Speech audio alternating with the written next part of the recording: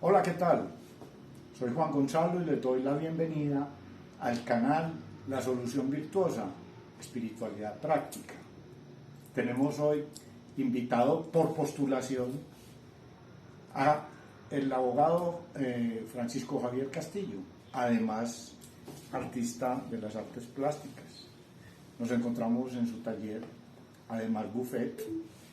Y Javier tiene un testimonio de vida muy interesante. Javier ha superado distintas situaciones, virtuosamente ha encontrado la salida desde su infancia.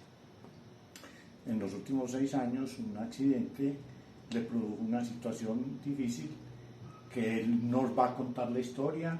Está nutrida de elementos que él con toda libertad, y le pido a la audiencia respeto y comprensión, porque a veces va a ser fuerte, a veces va a ser crudo, a veces un poquitico desconcertante, pero es una realidad que Javier, gracias a su testimonio, va a hacer un aporte a la sociedad, le va a hacer un aporte al sector salud, le va a hacer un aporte al Estado, desde algo que no es teórico en su vivencia, sino vivido. Y hoy, gracias a que es una persona que tiene elementos virtuosos, nos va a dar un testimonio, como les digo, para nutrir con esta experiencia, que no necesariamente nos va a mostrar un final concluido. Aquí hay un aprendizaje para mí y lo mantendré muy presente, Javier, en las nuevas emisiones, y es que yo estaba tal vez pensando que había que mostrar testimonios de un final feliz como los cuentos de hadas. No, creo que lo virtuoso es encontrar la dirección, el camino, y eso el testimonio de Javier está nutrido y lo vamos a escuchar. Si este tema es de su interés, yo le sugiero que usted se suscriba al canal, que nos haga sus comentarios como usted libremente lo sienta, que si quiere active la campana para que las siguientes emisiones sean automáticamente. Hablar de una salida virtuosa puede ser pretencioso, definitivamente. Sin embargo, pienso que lo importante es establecer una lucha permanente para conseguir día a día mucho valor, porque esto es un trabajo diario, de mantener la mente limpia y el espíritu, ojalá alegre, para que uno pueda seguir caminando. Y vivir exactamente es caminar lo que se me impide en este momento. Yo tuve un accidente hace 6 años aproximadamente en el mar, tratando de hacer un clavado. Tuve una lesión en la columna C6, C7, la cual me dejó en condiciones de discapacidad, paraplegia exactamente. ¿A qué me llevó esto? A empezar a conocer muchas situaciones que obviamente desconocía, situaciones que todas eran nuevas, situaciones en las que nunca había pensado, situaciones en las que nunca había reflexionado, y sin embargo tenía que enfrentarlas. En primera instancia, el enfrentarme a mí mismo, cuando yo tuve el accidente, sabía a lo que me iba a enfrentar de ahí en adelante. Escogí paradójicamente vivir, porque lo pensé. Tuve tiempo de pensarlo en el fondo del agua, pensar si salía o no.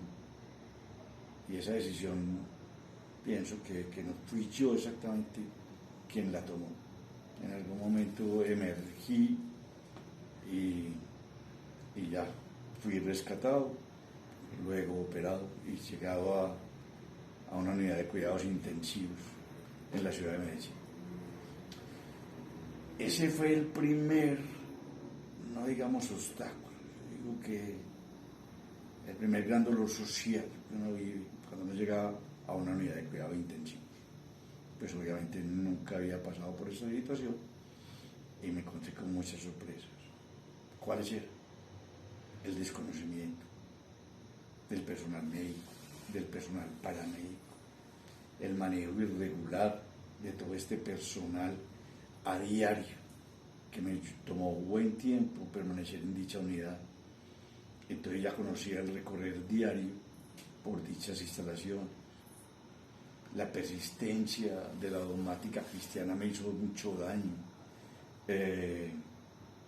Los enfermeros tratando de hacer ver mi situación como una situación karmática, digámoslo así, aunque el término karma sabemos que no significa lo que digo ahora, pero se atrevían a decir que era básicamente un suplicio y que yo debería estar pagando pues por seguramente un comportamiento errático anteriormente en mi vida. Fui abusado de muchas maneras. En conclusión, las vivencias en la UCI fueron violentas, fueron absolutamente desgarradoras. Muchas veces no sabía si estaba soñando o estaba viviendo una cruda realidad, y no fue entonces hasta que ya pasé obviamente a la unidad de cuidados especiales y ya empezó a clarificarse un poquito más el panorama. Mi situación médica pues obviamente ameritaba unos cuidados, digámoslo que inmediatos. Seguía estando en riesgo mi salud. Fui sujeto de una enfermedad pulmonar y posteriormente intervención clínica psicológica dura desde el punto de vista de que los profesionales no están lo suficientemente preparados para hablar contigo desde el nivel de la psicología práctica o clínica. Me encontré con quien me decía que iban a bajar angelitos del cielo a llevarme a vivir de una mejor forma, hasta con el psiquiatra que definitivamente no sabía cómo enfrentar la situación, o con el cura que llevaba una cristiandad exagerada que no me servía para nada. Entonces me volvía todos los días un poquito más escéptico. Sin embargo, esperaba la salida de la clínica como la única salida viable a tan desestabilizador momento. Bueno, pero no, me equivoqué, salí a la calle y lo que me encontré fue la agresividad social. Luego de estar mucho tiempo en cama, pues empecé a utilizar obviamente la terapia, a ir a piscinas. Mis amigos ya no eran mis amigos. Mi grupo de natación, todos le temían a la situación. Virtualmente, y sin exagerar, no me saludaban. No se me saludaba porque tenía el miedo, tenían más miedo ellos que yo. Sabían que mi situación era de paraplegia y que yo obviamente estaba sufriendo. Sin embargo, yo estaba ejerciendo un acto de valentía, por lo cual frecuentaba la piscina olímpica de Medellín, pero vi que la situación era insostenible. La mirada escrutadora, la mirada desgarradora, la mirada de tibieza, el no saludo, el no saber qué has hecho malo, el no saber a quién le estás causando daño con un accidente. Todo ese tipo de cosas en cabeza de una persona como yo, que había sido o que me conocía como una persona deportista, muy deportista, y aparte de eso muy estudioso de mi carrera.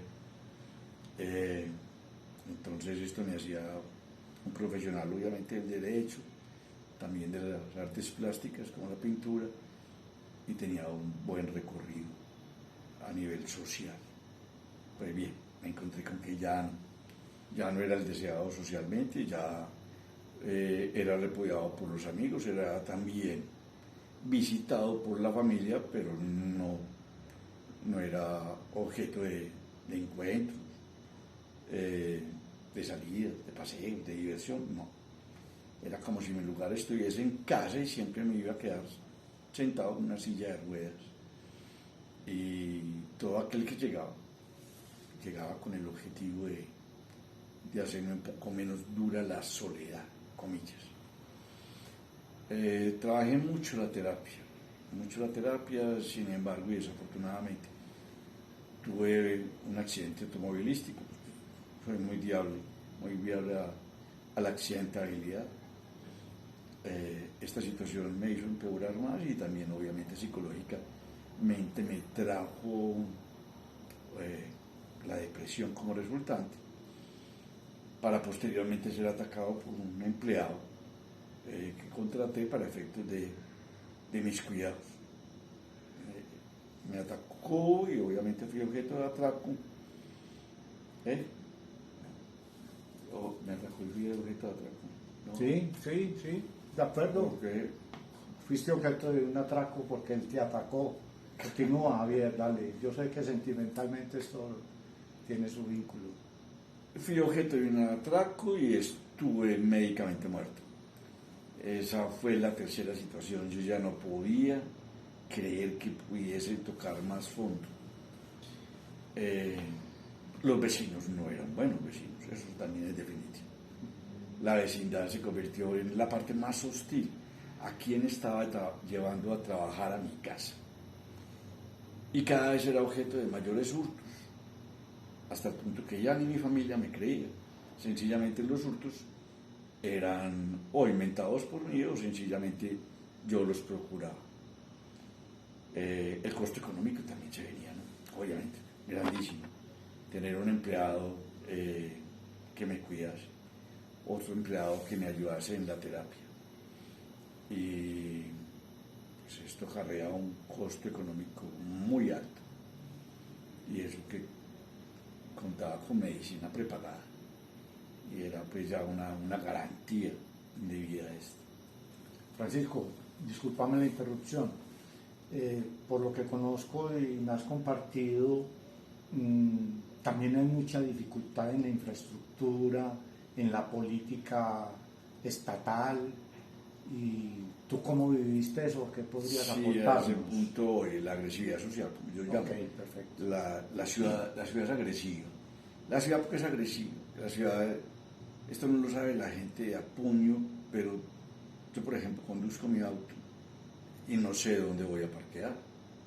No solamente porque no encuentro muchas veces el espacio ideal o el espacio demarcado con tal finalidad, sino porque sencillamente, si quiero comprar un pan o una gaseosa, es el almacén el que no tiene la posibilidad ni una rampa.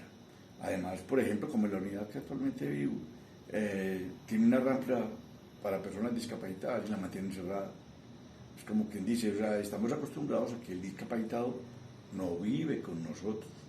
El discapacitado es un foráneo, es el otro, el que no vemos, porque la gente no quiere ver el dolor o no quiere ver la figura de quien alguna vez fue su ejemplo, por ejemplo, valga la redundancia, o de quien alguna vez le sirvió como ideal de vida. Entonces la gente no te mira, la gente tiene miedo, la gente se abstrae y la gente también se abstrae de invitarte y de compartir. Entonces te vas convirtiendo en un solitario obligado. Francisco, yo te conozco hace muchos años y yo vi tu evolución desde muy joven, cuando empiezas a ser hábil en el dibujo, y no solamente hábil en el dibujo, empiezas a mostrar una habilidad comercial de un infante o un preadulto, y tú eras capaz de comercializar el arte de esa época, los rudimentos de tu arte, ese proceso que se inició.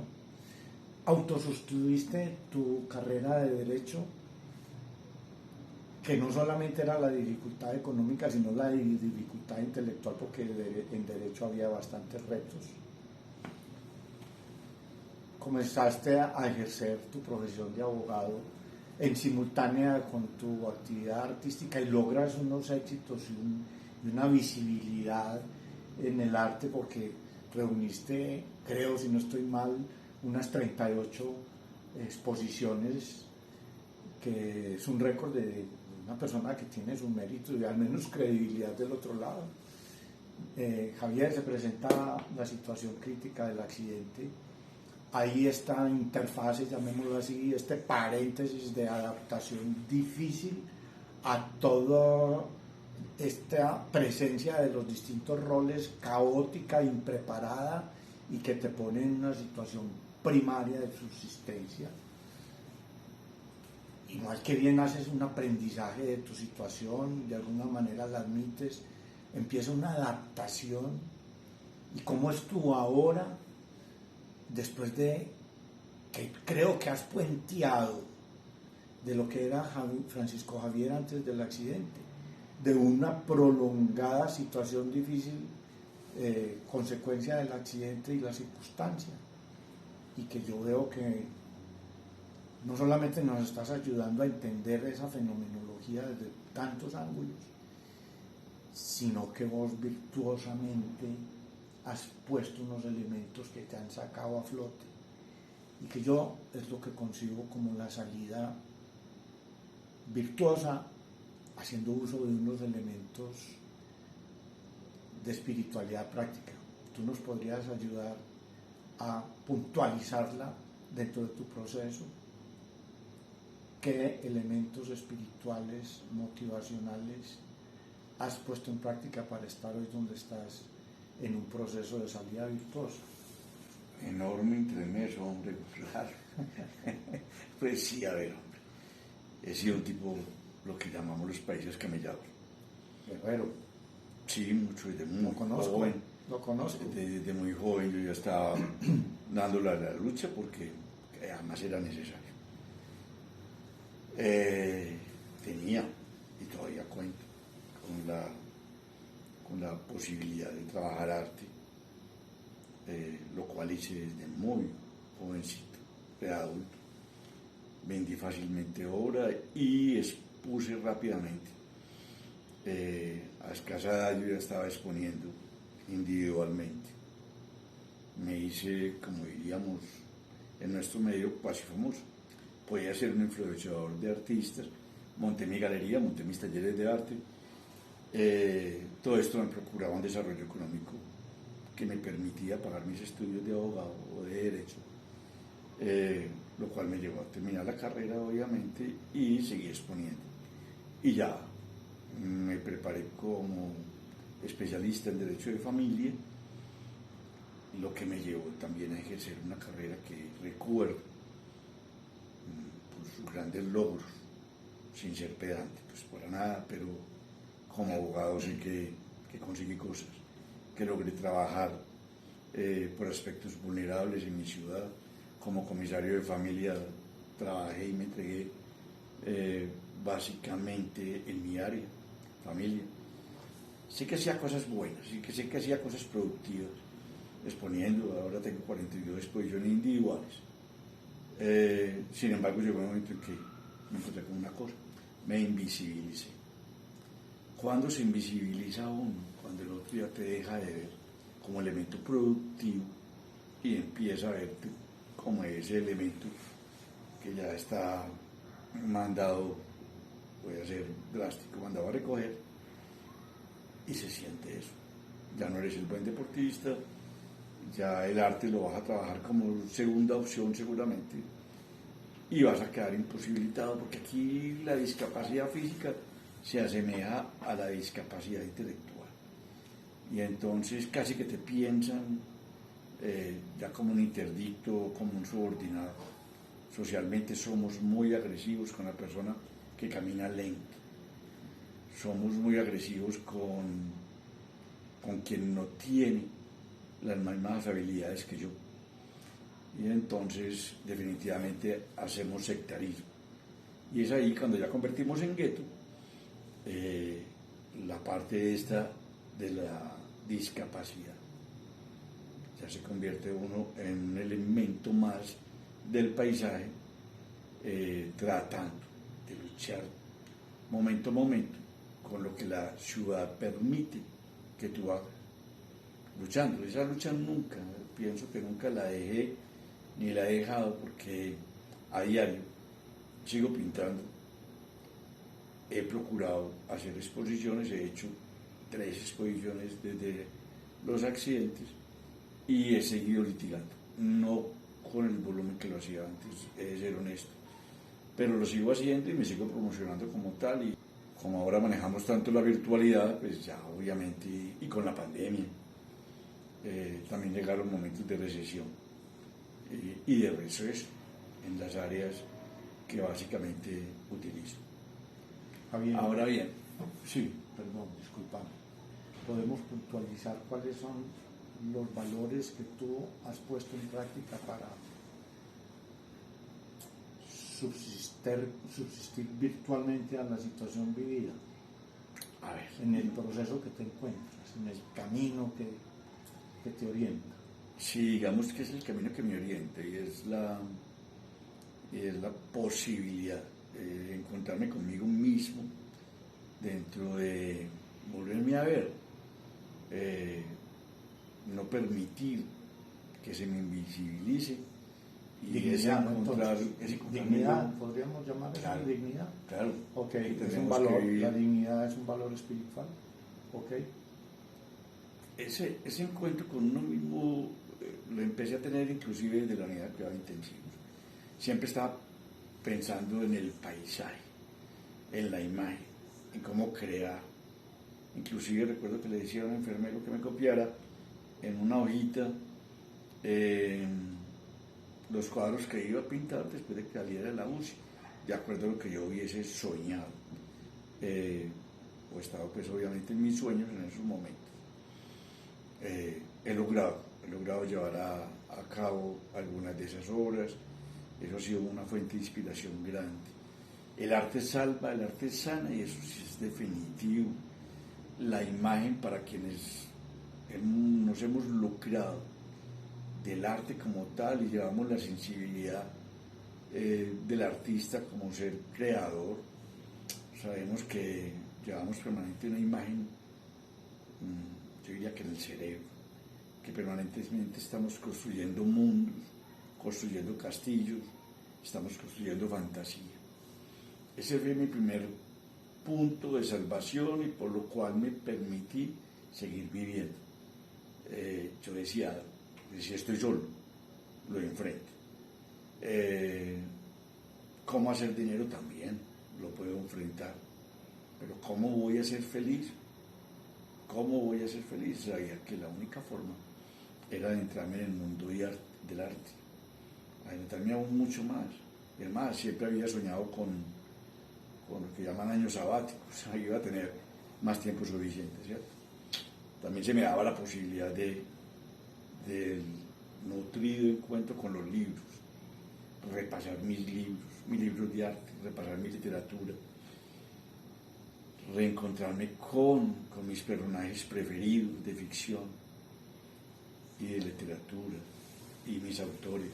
Francisco Javier, entonces la soledad bien vivida no es una discapacidad. La soledad bien vivida es una escuela y una salida. Alguien llama a la soledad discapacidad. La soledad es necesaria, cuando uno la busca.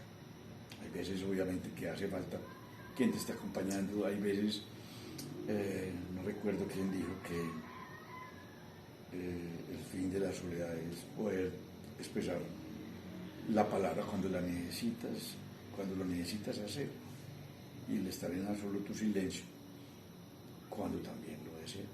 No siempre es así. Esto no ha sido fácil, este aprendizaje, pero sí me ha acompañado de mis libros, me ha acompañado mucho del cine, y he aprendido mucho de cine en este proceso. Ya no voy a la sala de cine, pero tengo mi medio electrónico para ver las películas. Francisco, te he escuchado decir que tu concepción del derecho hoy es más respetuoso para ti. ¿Has encontrado una forma de ejercerlo más desde la profundidad en asocio con tu experiencia? Y ser más compasivo, obviamente. Yo pienso que hay que ser más compasivo con el otro, entender la necesidad de tu cliente ser muy creativo con la norma, porque eso es lo que nos falta, el estudio. El estudio de la norma, que no nos sabemos de memoria, afortunadamente, sino que tenemos que volvernos analíticos, conscientes y fervorosamente enamorados de la misma. Recordemos que es el deber ser, y ese deber ser nos debe llegar acompañado con la compasión por el cliente, por el apasionamiento con su caso, por el tiempo para dedicarnos al proceso. Entonces necesitamos un montón de valores para ser buenos profesionalmente. No creo que solamente sea en el campo del derecho. Pienso que todo profesional tiene que darse esos momentos y pensarse, si lo está haciendo bien socialmente, lo está haciendo bien también para sí. Francisco, pero, señor, es que no soy capaz de no interrumpirte, hombre. Es que cuando te escucho, siento la definición que más me ha gustado de sabiduría, que es conocimiento amoroso. Un conocimiento sin amor puede ser dañino. Y entonces veo que dices que para el ejercicio de todas las profesiones la compasión es esencial. No sé si ustedes se están dando cuenta de la feria de virtudes que hay en este testimonio. Vamos a hacer una pausa por el momento y vamos a reflexionar en todo este ejercicio nacido de una experiencia con una proyección muy profunda.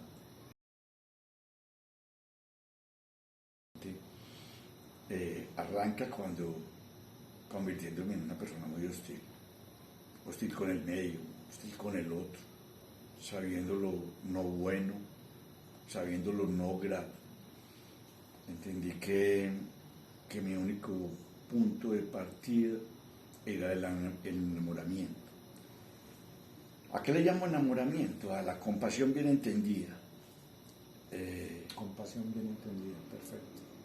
Sí, la compasión es muy amplia, es un amor absoluto, pienso que es una de las formas de amor más virtuosas que existen, y yo estaba carente de eso, ¿cierto? Y además tenía odio, un odio social,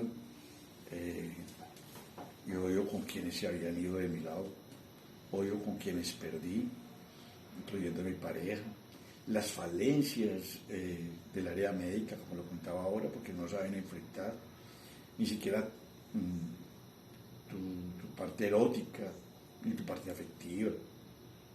Muchas veces fui en realidad en estado hasta el suicidio por parte de amigos psicólogos, amigos pues obviamente entre comillas. Francisco, disculpa, eso es lo que hoy conocemos como suicidio asistido. No. En realidad pensé tocar esa instancia y la llevé pues a cabo y se la solicitó a mi EPS, pero desistí. Desistí luego de comprobar que todavía tenía mucho amor por mí, y ese amor propio me iba a permitir vivir. Y si yo disfrutaba o disfruto de la salida a la piscina, de la caminata que puedo hacer asistido por un caminador y que me puede conducir a comprar en estos días la leche, básicamente voy aprendiendo un montón de cosas, ¿cierto? La socialización, todo eso se va convirtiendo en esperanzador, y todo lo esperanzador es fructífero, todo lo que va generando ilusión, que antes no la tenía. Yo no tenía ilusión y todas las noches oraba por que llegase el deceso. Sin embargo, encontré otras salidas, o creo que las tengo. No siempre son fáciles, hay veces que hay días de decaimiento y hay días muy difíciles.